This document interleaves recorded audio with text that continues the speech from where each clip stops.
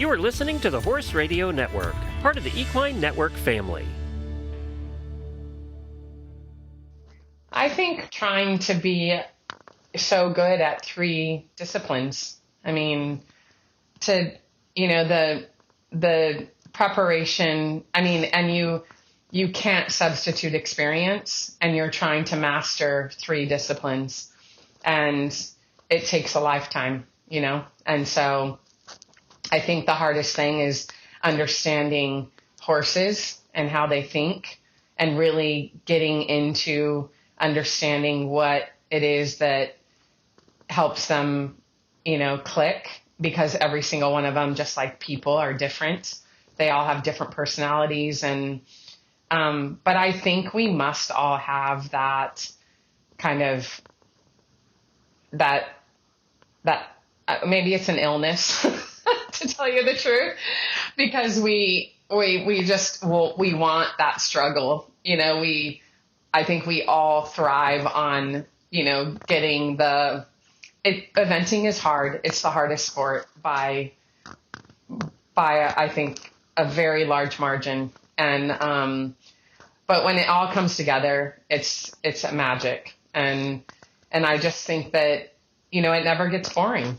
You don't feel like doing dressage that day. You can go out in the hills, go jump cross country, you need precision, and you want to work on your show jumping. I mean, I feel like it's such a variety that, it's what I've loved about, because it's 3 sports. I feel now as a rider, at any time I could cross over into pure dressage or pure show jumping. Welcome to the Practical Horseman podcast, featuring conversations with respected riders, industry leaders, and horse care experts. The show is co-hosted by Practical Horseman editors, and our goal is to inform, educate, and inspire. I'm Alana Harrison, and this week's episode is with 5-star eventer Tamie Smith.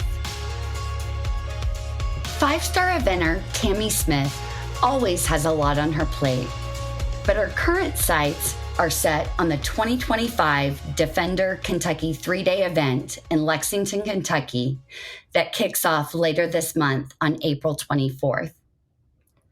This year, Tamie will be competing in the CCI 4-star competition aboard 10-year-old Dutch warmblood Kynan, following their stellar performance at the Galway Downs International Horse Trials at the end of March.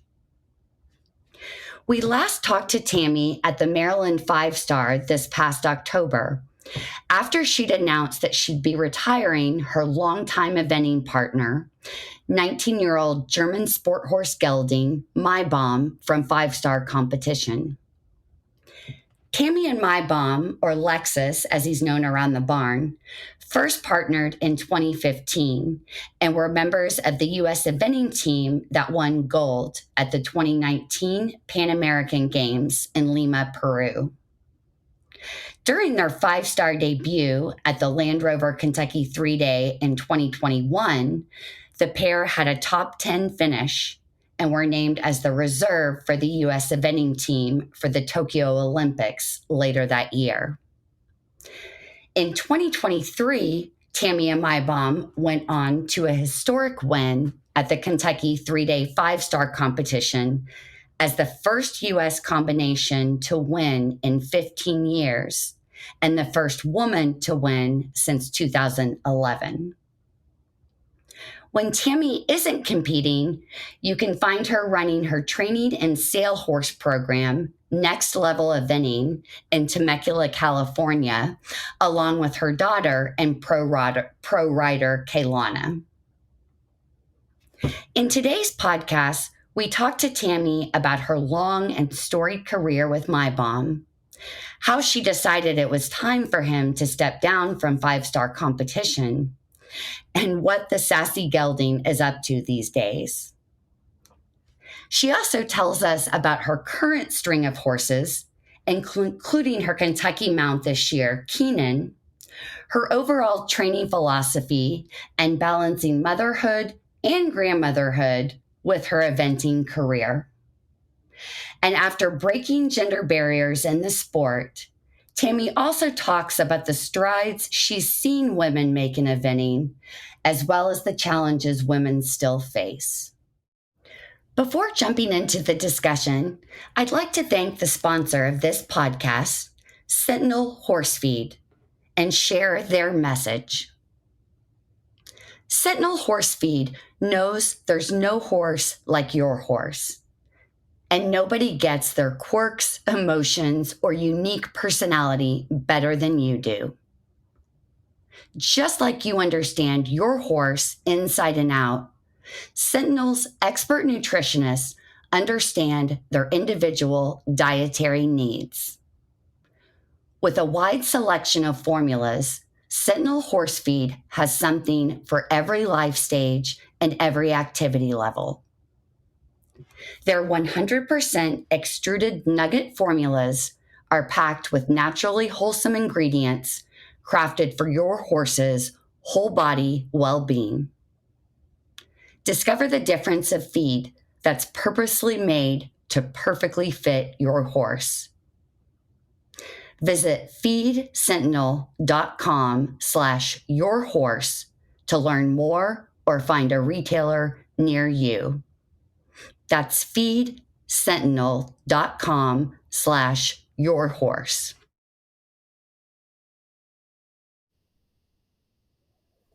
Hi, Tamie. Thank you so much for taking the time out of your very busy schedule to chat with us today. We are thrilled to have you. We last talked with you at the Maryland 5-Star back in October of 2024, which turned out to be 19-year-old Mai Baum's final 5-star competition. Can you talk to us a little bit just about how you knew when it was time to kind of for him to step down from the upper level and kind of what he's been doing ever since? I think we, kind of as an 18-year-old last year, 5-star takes quite a bit out of a horse, especially a horse that's not got a lot of thoroughbred. And although he felt, and feels still, even now, very sound and very healthy and still full of it. I just, that you just get to a place where you kind of go, okay, what more is there to prove, I guess. And the sport isn't, at 5-star level, isn't easy on a non-thoroughbred horse. He's only got 33% thoroughbred in him. And although he's a natural galloper and what have you, like Maryland was tough, that long hill. He jumped all the jumps great, but we got to the top of that hill and I could tell that he just didn't have, the stamina that, I was hoping for. So I think that, it's not even that, I just think that like ethically, like for me, I just think how much longer do you go when you're competing an 18-year-old? And after they've done as many, he'd done 5-stars and kind of over exceeded all of our expectations. So I think at that moment, you, at least for me, I want to retire him healthy and strong and sound. And so that he has a long, relaxing retirement. Now he's definitely not retired. I've been competing in the pure show jumping and doing the meter 35 and small Grand Prix on him, which has been really fun and very good for me in my riding. If he is enjoying that. Yeah, he's definitely a showman still. And, but we're just, we're kind of, he's, I guess, we're keeping him going because he wants to keep going and he's happy doing it. I think that, the owners and I have, and the organizers of Rebecca Farm, we've decided that we're going to compete him at Rebecca Farm in July and then do kind of a final retirement ceremony there after the competition. Because that is where Mai Baum, when he was imported, he was up in Area 7, and Rebecca Farm, he's competed at Rebecca Farm almost every year since he was a 5-year-old. And so I think we feel like that's a really appropriate place on the West Coast, and where, he was originally kind of brought up through the levels. So it'll be very, very special for yeah. I love it. And can you tell us, Tamie, was it emotional just knowing you were riding him in his last 5-star? And was there anything you feel like you've really learned from him, like through that was going to stick with you through your long partnership together? Yeah, I mean, I thought that it would be more emotional for me at Maryland, but I think that unfortunately the conditions weren't ideal. Like, they hadn't gotten rain in so long, and the ground was quite firm. And I think just in my heart of hearts, I could feel how the ground was kind of taking the heart out of him.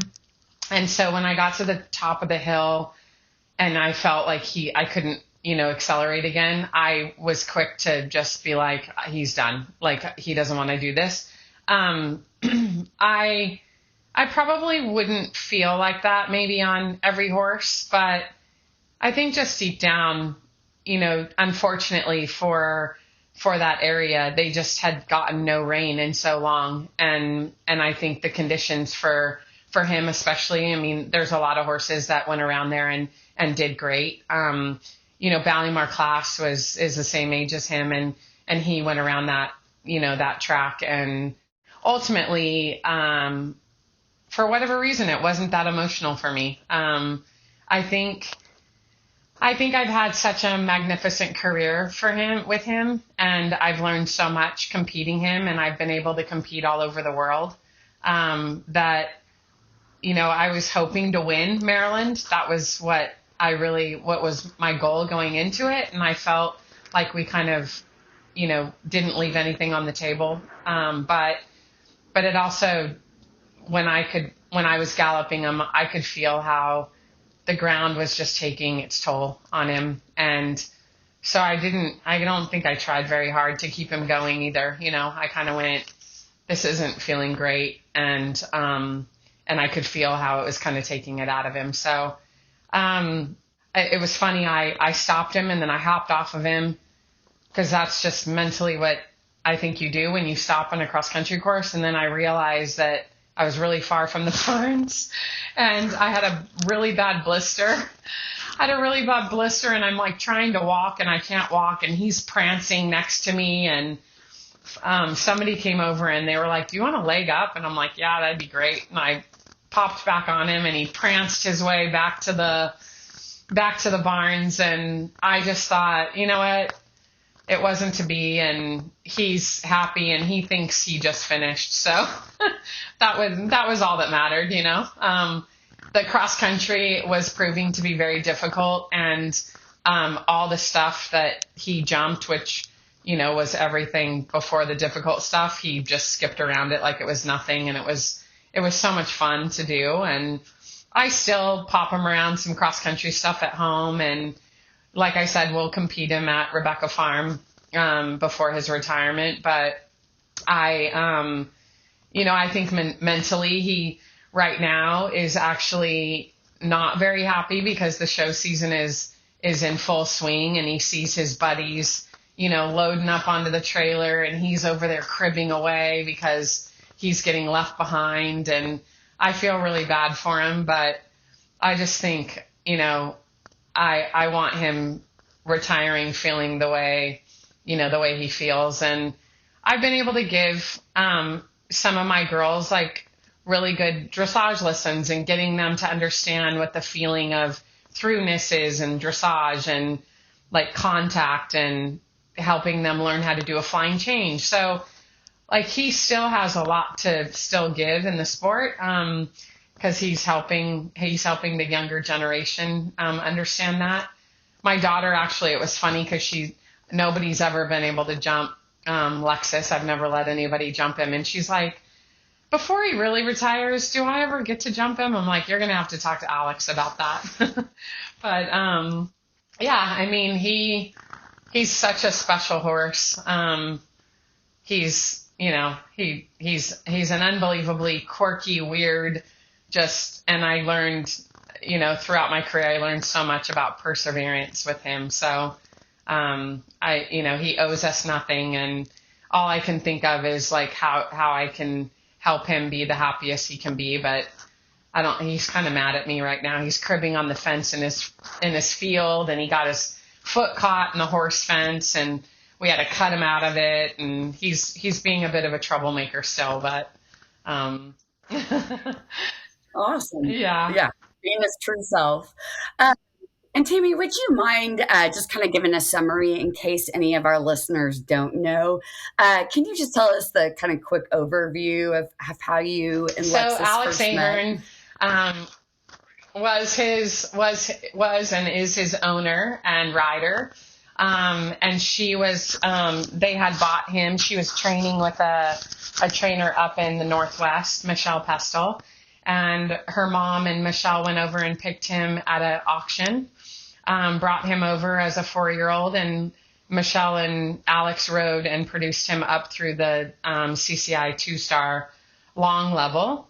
And then Alex, after her first intermediate, came to come be a working student for me down in California. And at that moment, I mean, everybody knew who Mai Baum was. It was not hard to spot him from a mile away, anybody who's ever seen him.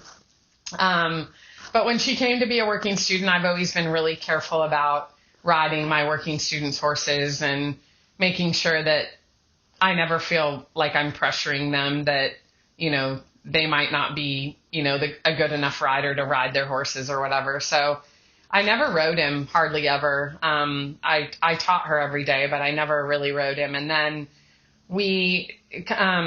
Alex went with me to Fairhill International, and we competed in the 3-star that fall. I had horses in the 4-star and the 3-star. And it was one of the largest divisions. There was over 100 horses in the 3-star that year.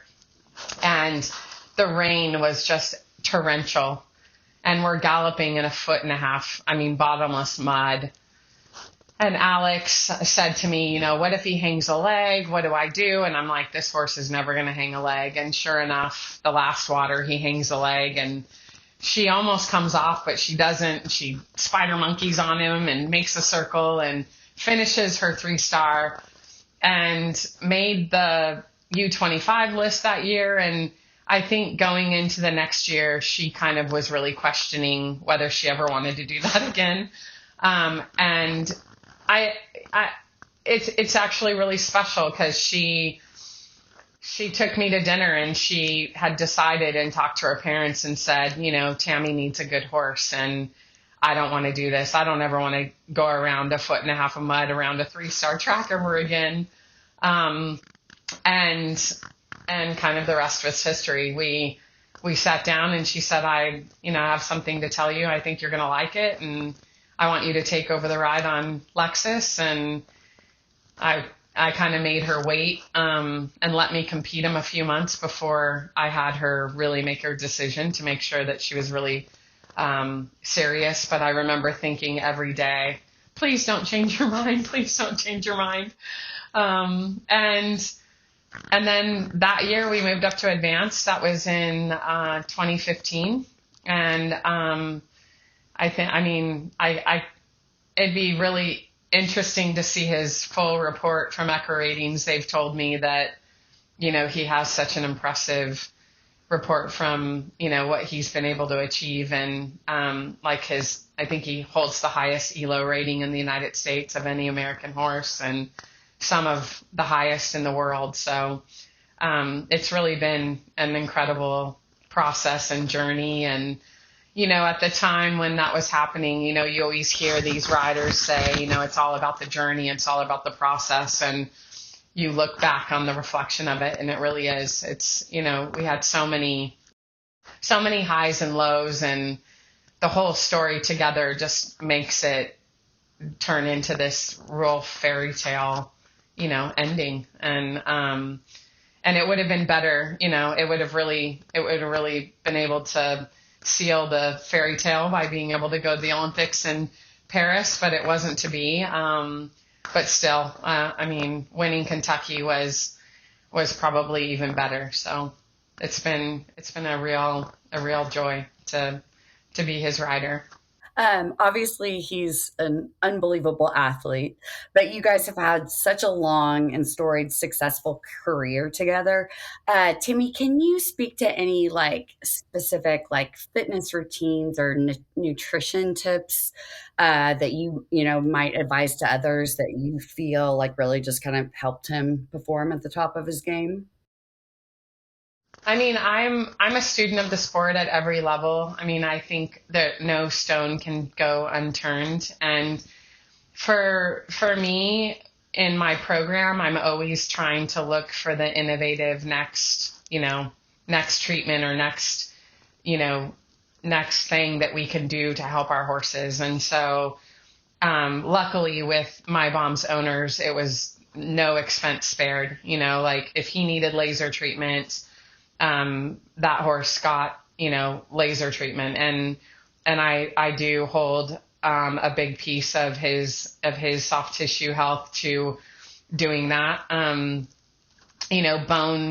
health and being able to provide him with supplements that, keep his bones strong and just overall, his overall care and just really listening to him, whenever there was anything where he didn't quite feel 100%, we always backed off. And that meant that maybe I didn't compete as much as some people would compete. But, he was quite an extravagant mover and an unorthodox event horse.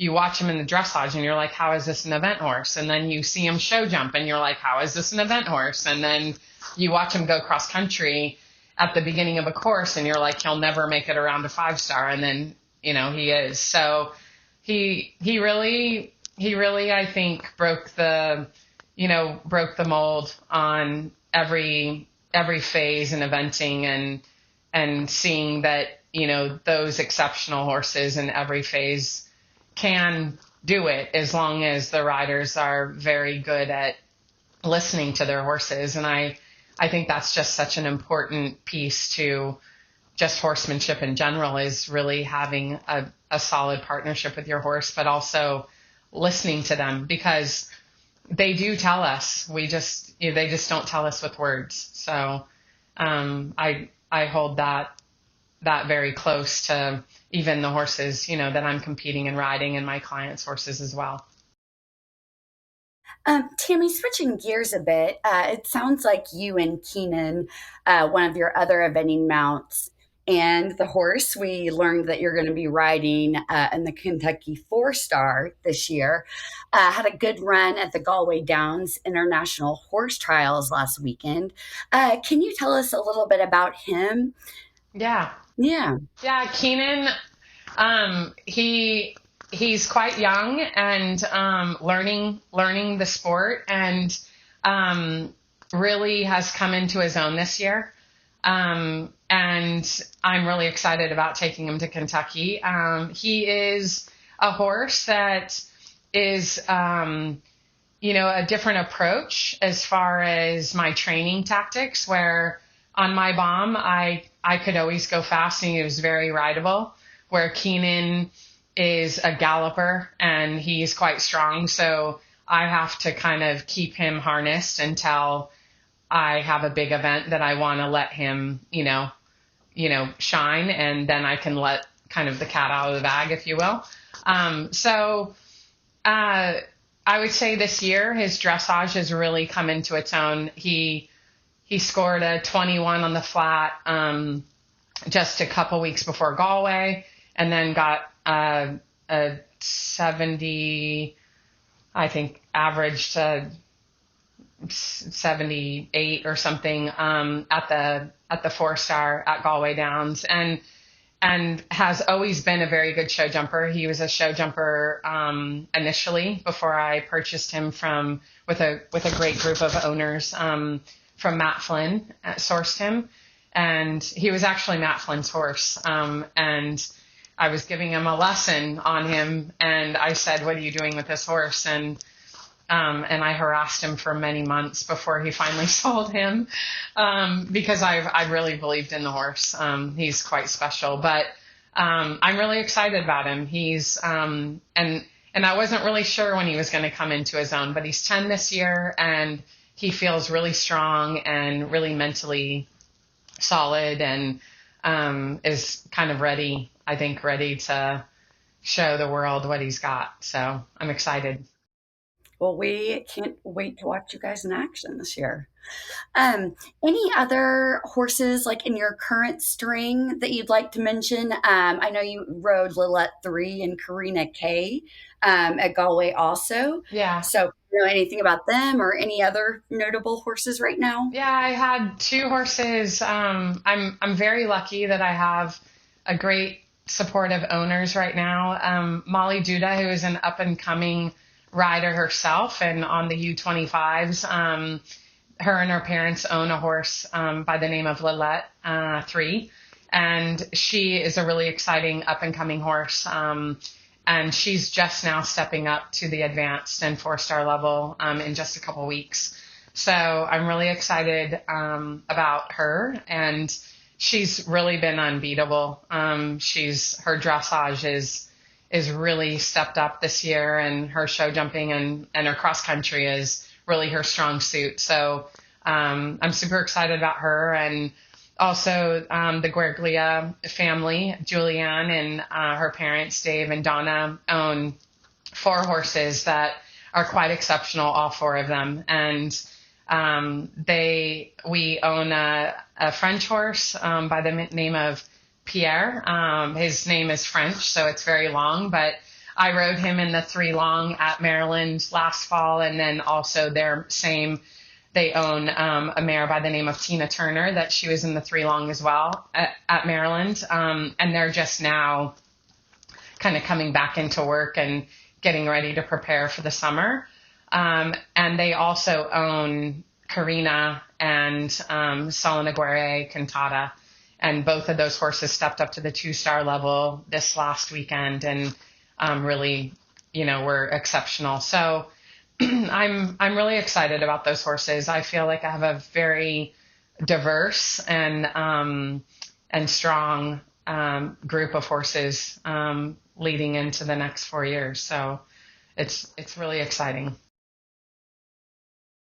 And I know you mentioned your daughter earlier because she was at Galway Downs with you this last weekend. And I read that Kaylawna, and am I pronouncing her name correctly? Kaylawna, is that right? Yeah. Kaylawna, okay, Yeah. Awesome. That she also helps run your training and sale horse program, Next Level Eventing. And she did quite well this last weekend. Can you tell us a little bit about the experience of like working and riding with your daughter? Well, she rides at the same farm, but she actually has her own business that she runs and operates, which she's been doing probably the last 3 years solidly. Okay. And she does run most of the sales program between her program and my program. And also, like, when I'm traveling, she helps train the horses and the riders that are at home. But it's really awesome to, like, I have a lot of pride in watching what she's been able to do with her own career. And she's got a great group of owners as well, and a really exciting up and coming string of horses that are younger. She just stepped her 1 horse up to the 3-star level. And then she's got 1 and then a couple in the 2-star and then a couple in the 1-star. So those are just like, just right under what mine are doing. And so it's really awesome to see, how she's been able to, cultivate like a great group of owners and these horses. She's probably got 6 really cool up and coming young horses that that I think in the next couple of years, people are going to go, whoa, where did all those come from? They're still flying a little bit under the radar, but not for long. And I'm really excited about that for her. Yeah. And Tamie, did you train her when she was growing up? Or was she like, no, I can't handle having my mom tell me? Yeah, I mean, there's definitely a challenge in that. I always tried to pawn her off on my friends, which luckily I had really good friends that were good riders and trainers. So whenever we would go to a horse show, there would be Gina Economou, who is a trainer in our area. Kaylawna rode under her for many years. And then as we kind of, progressed on, Beck Breitling has helped her. And I've always tried to kind of, stay in the mom zone, but because it is hard. I mean, can you imagine your mother telling you what to do 24 hours? I'm just like, Olivia Dutton talked about it. Oh yeah. Yeah. Actually, Philip and I commiserate together. I have to say, we're like, what are these kids' problems? Do they realize how lucky they have it? But yeah, to be fair, it can't be easy being Philip Dutton or Tamie Smith's daughter. So I do feel for both of them. But I also think that they probably feel very lucky as well. So it's a fine balance, to want it for them, but know that you have to be in a place where you just allow them to learn at their own pace. You can't learn it for them, And I think my instructor, Scotty Keach, I train a lot with, and he's been able to kind of be her mentor. And I think that's really what's driven her success around having somebody other than her mother to be able to confide and talk to and give her advice and tell her the hard truths when she needs to hear it, because you don't want to hear that from your mother. And so I think her and I've really been able to find a really good balance where I'm there to support her. She comes to me when she wants help. We schedule a lesson. It's very professional. She's been able to compartmentalize when I'm teaching her that I'm her instructor, and when she's no longer my daughter, kind of thing. And so I think we have a really good balance, and it has taken time to develop that, but I feel really fortunate to be able to have her, because we can kind of bounce ideas off of each other. When I'm riding, she can be my ground person, and vice versa. So it's more of a collaboration now. And it's been really fun. Well, and something that, you guys can also share, as mother and daughter, for sure. Yeah. Yeah. Is it nerve-wracking watching her compete? Yes, it is. It's nerve-wracking for all of my students. I mean, I don't have many students, but the students that I do have, it's way harder to watch than it is to ride. I mean, I'd much rather be the person out there doing it, and it's mentally very difficult to watch all of them, because you just want it to go so well in this sport. As everybody knows, nothing, you could do nothing and something goes wrong, so that's hard. But I think now I look at her more as a peer. So it's in a place where I don't get as nervous. And over the last few years, she's gotten some young horses that she's produced. So I like her riding at the lower levels much better than her being in the 4-star with me. But it is my dream that her and I compete, on a U.S. team together someday, and at a 5-star together. So I'm hoping for that. Awesome. And Tamie, remind us how old she is now. She's 28. Okay, 28. Awesome. And kind of on the same vein, but a little bit differently, I interviewed Cornelia Fletcher a few months ago for another podcast. And she chatted with us about balancing new motherhood with eventing. Since you also have experience in this area, is there any other advice that you would have for women, who might want to pursue motherhood while staying, active in the sport? Obviously, your kids are older now, Yeah. but No, but I did go through that. blow And, through it.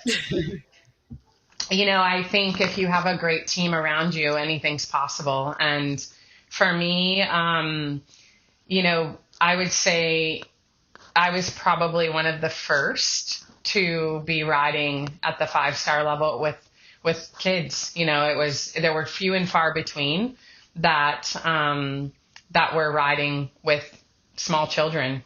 And even I think I might be the only grandma to have done a 5-star. My friends, all my peers joke about that and call me grandma. So that's, but I feel like I've had an advantage of having my kids be able to keep my life very balanced, because you have to, you don't have a choice. You can't get so obsessed in the riding that you don't have a life, because you have to take care of this small creature that depends on you, So I will say that as scary as it probably is, how can I do it all? It's very possible, especially anybody in our sport. Like, I would say that women in eventing are very strong we have strong personalities. We're go-getters. We take no for an answer, I think we all have very similar personalities. And I think that with that, you get it done, and I do think we have an advantage, by being able to stay very grounded. And, your horse breaks, but you still have this amazing kid that depends on you. And when you're sad and you're crying, they come up and give you a hug, and there's nothing better than that. There's nothing better than really, I know a lot of my friends who don't have kids and have absolutely no desire. And I'm like, you guys are so missing out, because, it's an undescribable amount of joy that, I think really, Kaylawna and I really grew up together, because I had her when I was so young. And I say that she was my saving grace, because, I was able to have, this little support human that thought I was the world, so I think it's an awesome thing. And I encourage anybody to do it. Yeah. Well, thank you for sharing that, Tamie. Yeah. And you and Mai Baum, of course, won the 2023 Land Rover Kentucky 3-day event, which put you as the first woman to win since 2011. It sounds like, Tamie, you kind of have broken several gender barriers in the sport. And would you mind talking about challenges that you think kind of women still face in the sport, and the strides that you feel like we've made? Yeah, I mean, I think my personality, I never like to say that I'm at an unfair advantage from being a woman, because I don't feel that way. I do feel like I even have some, advantages from being a woman. But at the top of the sport, it is predominantly men. And in Olympic sports, equestrian is the only sport where men and women compete equally. And I will say that I think I probably have to go to the gym as a woman more than a man would have to do, because men physiologically are stronger. No matter what we want to say, how we want to, face it, they are physically stronger. And when you're galloping around 5-star and you're not on a thoroughbred, that matters. And so, when I'm going to the gym twice a day, I'm thinking, I don't know if Philip Dutton's doing this. But I also feel, I feel a responsibility to, other younger girls and young women who are trying to do this. I mean, even now I'm getting older, and one thing that I think nobody talks about is how women in their 40s and approaching their 50s go into like menopause, and they have hormone problems and issues. And like in Olympic sports, you're not allowed to supplement yourself, which was a big thing for me. I just found this out not too long ago, and I thought that's something that has to change, for women, because we are going into an Olympic sport where we are, depleting in our hormone levels or whatever, and we're not allowed to get help, but men don't go through that. And so that is an unfair advantage. And I thought there's this group that this lady who is an Olympic athlete, and she just brought it up and was like, how is this fair? That women, going into their 40s and approaching their 50s, they start to deplete in their levels that don't allow them to be, as fit and strong. And I thought, well, that doesn't happen. I mean, Philip's in his 60s, and, if that happens, then there's no chance I would be able to be riding at the level in my 60s. And so that's my next mission is to go to the IOC and say, were there rules around hormone replacement therapy or around even supplements like DIM? There are strict rules within USADA and the IOC, the Olympic Committee, that don't allow hormone replacement therapy. And for good reason, because if you're a certain age and you're taking, testosterone in your 20s, you're probably cheating, or men are taking extra testosterone. So, but to me, there should be a way to test levels and knowing that what normal is for a woman, and that if they, because we all carry testosterone in our bodies, that if you then are starting in perimenopause or even menopause for that matter, you are depleting. I mean, I was diagnosed with uterine cancer when I was in my late 20s and had to have a hysterectomy when I was 30. So like that means it happened way sooner, and so you look at this stuff and you're kind of like, wait, there needs to be somebody who fixes this for people coming up in the sport, because as everybody knows, we become better competitors and better riders the older we get. And I would think the average age of an Olympian equestrian is in their, mid to late 30s into their 40s. And so that's the time when, these things start happening. So right. That's kind of my next mission. I love it because, I mean, you're right. Like, especially with top level riding, so much of it is about like experience and like just being able to like read your horse in that split second. And I think it is different for women. Like I remember, I think it was last year, Boyd said something, about being in his mid 40s and trying to like stay in shape. And he said something, because I could have a pretty, good crack at this for another 20 years. And like you said, for women, it is different. And sometimes hormone replacement therapy can be a necessary part of aging prescribed by doctors for women. So I would, we'll love to see you on that. Yeah. Mission. So right now it's not prohibited, but I'm working on trying to get whoever is in charge of this to understand. I mean, if you look at it, it's not very often that you have, athletes that are in the Olympic Games that are in their 40s and 50s and 60s, if you will. And so I don't think that they even realize that that's even a thing. But our sport is very physical. And I was actually just talking to one of our team managers, and I said, what does Pippa Funnel do? Like, Shima, I mean, I want to call her up and say, hey, how do we fix this? Because, you wonder, Mary King, did she retire early because she couldn't, she was getting to an age where she, didn't have the strength to do it, because you have to be very physically strong. So So anyway, it's Tamie, speaking about working out, do you have any like specific exercises like you personally recommend that help like keep your core strong for riding or anything? Yeah, you would advise to others? the I feel like one of the best exercises, and I hate it the most, is the stair stepper.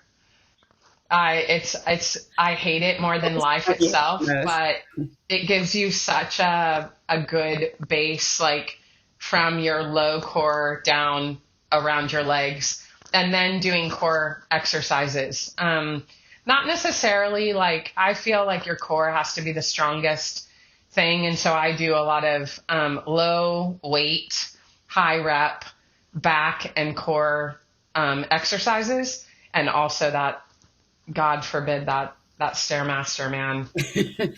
It's horrible, but it's really good for cardio, and it's really good for, your glutes and thighs and legs, and you need to be like a tree trunk from your chest to your ankles. So those are the two things. At least in my mid 40s, I've noticed you start to lose muscle mass faster the more you age. So it's even twofold. So, yeah, no, for sure. And Tammy, switching gears a little bit, do you happen to have like, or just talk about like an overall kind of training philosophy when it kind of comes to your eventing program? I know you, alluded a little bit to it, but Um, if you could just kind of elaborate, just kind of like your big. yeah, I think that, I don't spend a lot of time, contrary to popular belief, I don't spend a lot of time in the dressage saddle. I actually ride in my jump saddle mostly. And it's not really until I get to the shows that I put that saddle on. It's, maybe once a week I'll ride in my dressage saddle to practice my flying changes so that my legs are down and long and around my horse so that they feel that. But really basics, the very simple basics is what I work on every day. And it's rare that I'm working on movements or, I do a lot of cavaletti work. I do a lot of work like out in our cross country field on a slope hill, and lots of hacking out. But I don't. The discipline is very. I would say that I'm very disciplined in my training program. Like if I have a bad transition, I always redo that transition. I never leave anything on the table, but it's very simple work. Transitions, suppleness, relaxation. It's the German training scale every single day on every single horse. And some horses come out and, I get on them after we've hacked out for 20 or 30 minutes and I need 15 minutes, and I go, okay, they can go do the incline treadmill, or we're going to go up in the hills because they just did everything I asked them.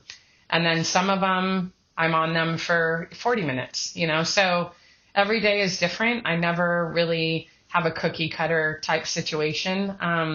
But the most consistent thing I will say is just that pyramid, that German training scale that I'm working on every single day on every single horse, a 20-meter circle, just getting the feeling of getting them to be in self-carriage. And, when I lose it, I go back, and it's just constant repetitive reinforcement. Right. It sounds so simple, but Quite boring. It helps so much. Yep. Yeah, it does. It does. Timmy, what is it about the sport of eventing that's kept you involved for so long? I've dabbled in other sports. I did ride in pure dressage when I was a junior, and I quite liked it. I got to ride with, great people when I was a junior. I rode with Bernie and Christine Trarig a little bit, and Diane Grodd, who was a show jumper, and I got to ride with Marcy and Martina Stemmel, who Marcy was a judge and at the time, and Martina was a up and coming dressage rider.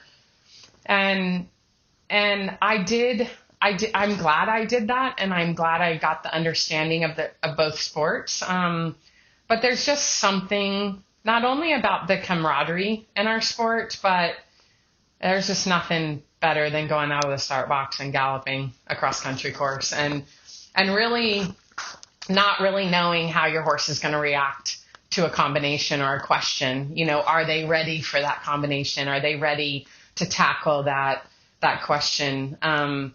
There's typically, I always say, a really good course is there's one or two combinations where you're like, I don't know what's going to happen here. And you're kind of losing a little sleep over it. And there's nothing better than just getting through that and having it just be smooth as ice. I've always absolutely loved the cross country piece of it and the horsemanship overall of the riders and just like I said, the camaraderie, especially, I've been lucky to have such a great, I've been in Area 6 my whole life and we have such a great community out here.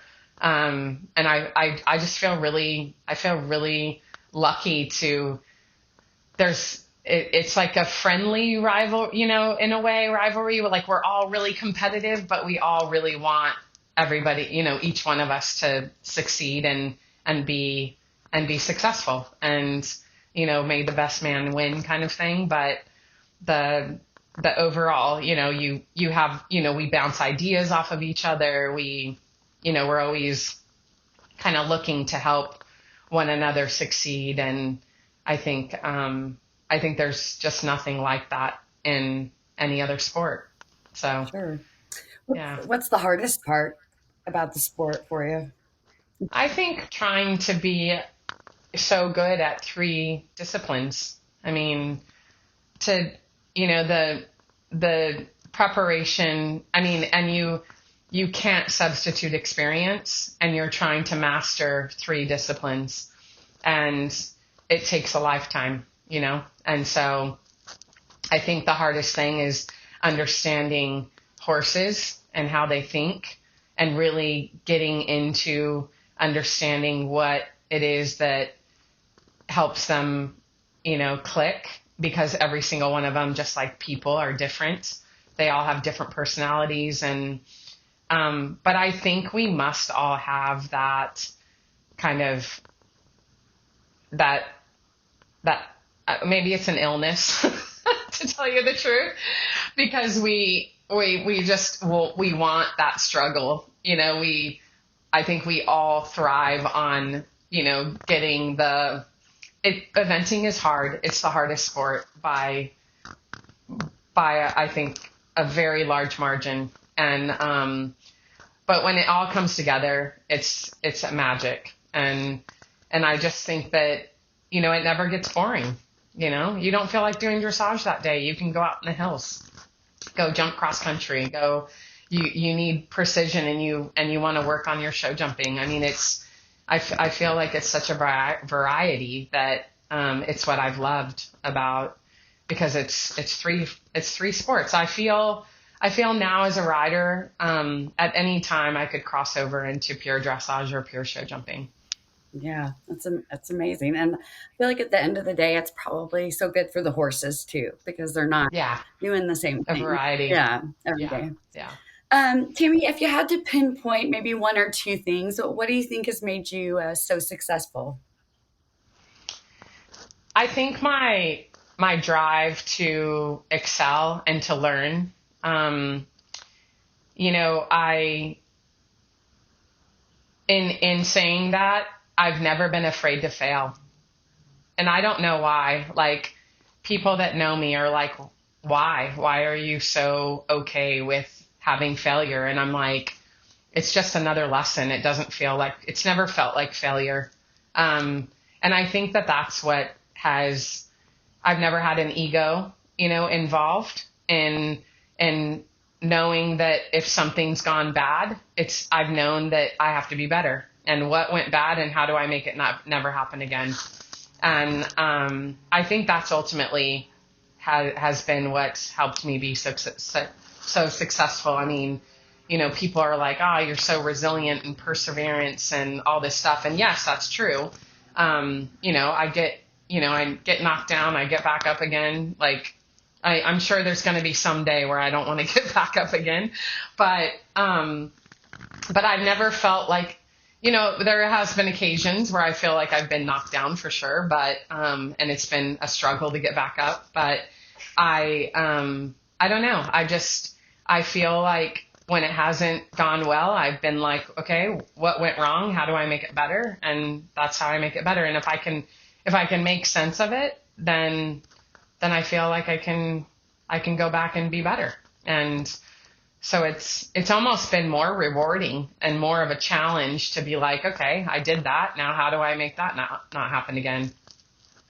It's like these micro successes all the time, because every show you can look back and go, okay, I could have done that better, or I could have done that better, or my warm up maybe was not so good, or I need to get better at this. And there's so much variety in the sport, from the horse's mental preparation, your mental preparation, your physical preparation, the horse's physical preparation, the training aspects in all three phases. Like, you can always try. And it's funny because I have this log of what I write down after every show and what worked and what didn't work, and reflecting back. And I think that I just learned that from looking at, all these very, very,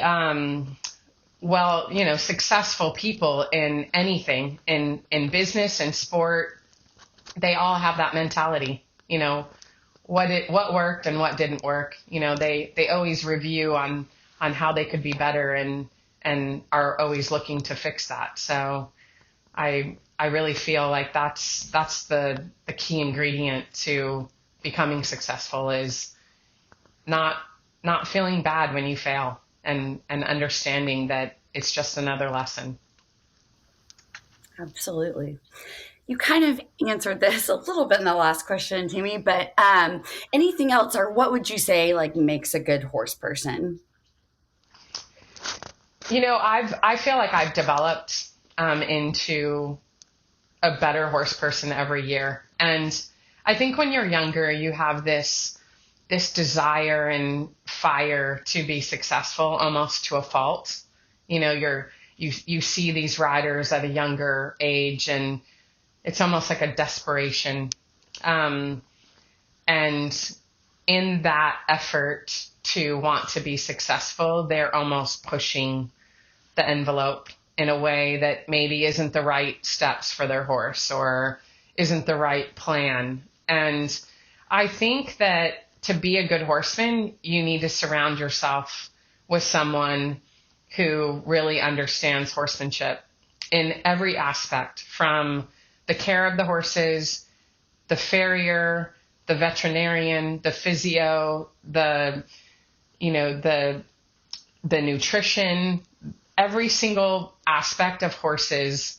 If you can learn from somebody that understands that aspect, I think that is super important. I think finding somebody like a kind of an old school horseman, like you see the natural horsemanship people, I think that's a really important piece to the puzzle. I think learning to think like a horse, because that changed everything for me in horse riding and training, is that horses don't think like people, and they don't reason like we do. And learning how they think and process, I think, has actually helped me become a better horseman.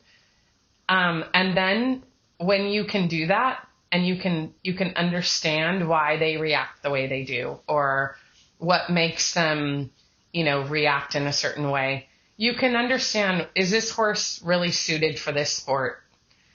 If he is, why does he react that way? And how do I explain and break it down for him or her to help them get through their struggle? And that's, to me, is the most fun about horse training and doing what I'm doing, is really teaching the horses, how to be confident and how to be confident and brave and accentuate their strengths. And to me, that's the biggest joy I have is taking a horse from nothing and producing it to the top level. And I've got to do that many times over, and it's the most rewarding thing ever, and not all of them make it, and you have to know that even if it's what you want, it's not always what the horse wants or can do. And so, you have to really just listen to them. And I think surrounding yourself with people who have a true understanding of that is the way to get yourself to be a real true horseman. I think that mentality of not just looking at the end result, but like focusing on the substance of the journey is so important. You have to have this drive and ability to make it happen, but in a way that has empathy. And so there's this fine balance of, being a go-getter and getting it done and making it happen, but at the same time being a good horseman and listening to your horse. Yeah, it's a very, very beautiful balance. And Tamie, we had a couple just kind of fun questions for you. Does Mai Baum have any particular favorite treats? He actually, funny enough, he loves Mrs. Pasture's cookies. My entire barn does. I actually contacted them and I was like, would you guys consider sponsoring me? They absolutely love them. But Mai Baum loves pears. Absolutely loves pears. And he loves kashi cereal. Yes. I haven't had that in years, but I used to eat that. Yeah. He loves it. Ellen, his owner, comes out and she brings him a pear and a box of kashi cereal, and he loves it. He absolutely loves it. He will just trample her to try to get it. It's pretty funny. I love it. Well, if I ever get to visit him, I'll be sure to bring it. Yes. Yeah, for sure. Do you happen to have a favorite jump? Even if it's just something like you just love going over. Like, it doesn't have to be technical or anything like that. Just usually something that gives you a lot of air time, like, oh gosh. I mean, something that maybe you're kind of half terrified of, like the Vicarage Viet badminton was unbelievable. It didn't feel like as much of a big deal, but that bridge out was so much fun. I don't know. I really love anything with a big drop landing because it just kind of gives you that out of control feeling, So as long as you stick it. Yep. I love it. I love it. If you could go back in time and relive any ride in your lifetime, what would it be? Oh, wow. I mean, I think the show jumping at the 2023 Kentucky 3-day event, the cross country until minute 8 was unbelievable.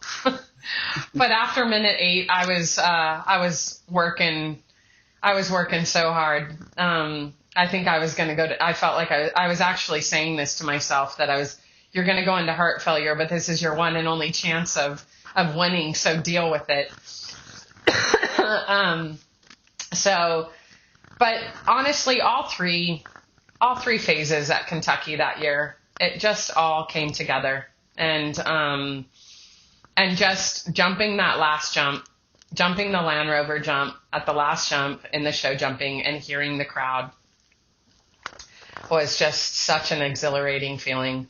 It was so incredible. I just, so often in our sport, you mess up and you make something not happen, or just by luck, it just doesn't happen, or, the wind blew the wrong way. I have so many stories of just things beyond your control that happen. My horse, my horse's bar shoe got caught in his girth and only landed on three legs. Like, I mean, how do these things happen? But for it to all just go the way you wanted it to go and the way you could envision it, it was like a pin could drop and you could hear anything. And then all of a sudden the crowd was just, it was so unbelievable. The crowd at Kentucky is so, it's like no other event.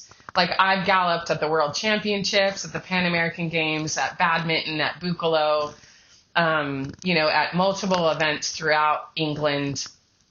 And there is nothing better than the crowds at Kentucky. You jump a jump and they cheer you on. And it's my favorite event. It's just such an incredible feeling when you're out there on cross country and the crowd is cheering for you, and the horses absolutely love it. You can feel them just breathe life back into the horses, and the horses are just like, they try even harder. It's a magical feel. Yeah. Thanks for sharing that, Tamie. Now, on this question, I feel like you could go either way, so we'll just see. Okay. Mares or geldings? Mares.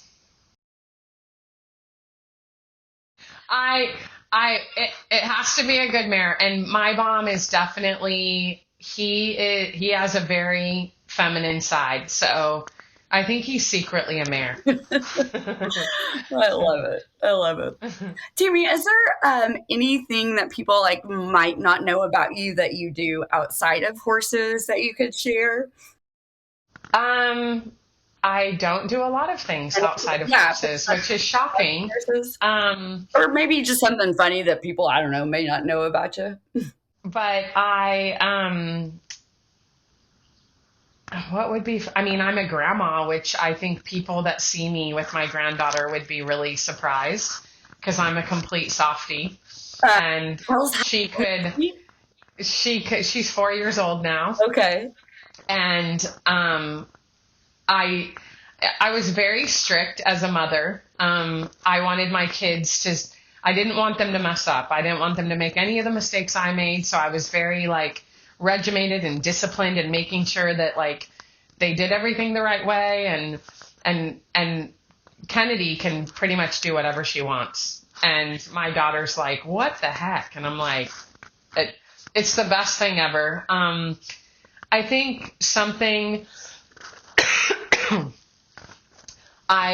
if anybody who doesn't really know me, I literally have zero tolerance for alcohol. So that's really funny. Not because I don't want to drink it, but because I can't tolerate it. And so if I have half a glass of wine, I'm 3 sheets to the wind. And that makes me for a really good time.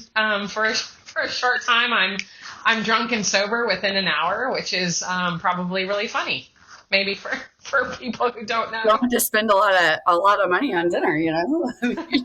No. I maybe that was one of the things my husband was attracted to. I was a cheap date, so no, it's I don't know. I'm pretty simple.